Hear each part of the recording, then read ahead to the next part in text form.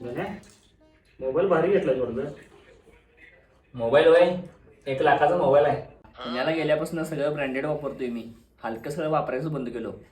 हे घड्याळ आहे नाही, हे घड्याळ फक्त 4,000चं आहे आणि बाहेरचं बूट 8,000चं बूट आहे आणि शर्ट पण रेमंडचं आहे. कमीत कमी शर्ट आणि पॅन्टच 5,000 आहे. सगळं ब्रँडेड वापरतोय बघा आता.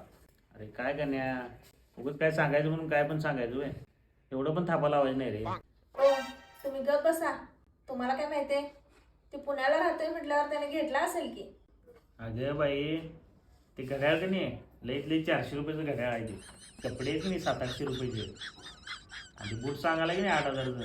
लईत लई 500-600 रुपयाला येते आपल्या इथं. आता तुला ऑनलाईन दाखवू काय किंमत त्याची. दिदे मला एक काम आठवले, लगेच येतो. तर सांगालो नाही गंडवाला येतो आपल्याला सप्पई. अगं तुला मी अशी वस्तू बघितली की नाही लगेच सांगतो ती किती रुपयाची आहे ते. तू मला कुठली पण वस्तू दाखव तर लगेच सांगतो किती रुपयाची वस्तू आहे ती. असं वय मग त्या साडीची किंमत किती आहे सांगा बघूया. अगं ती साडी आहे की नाही लईत लई 400 रुपयाची साडी आहे ती.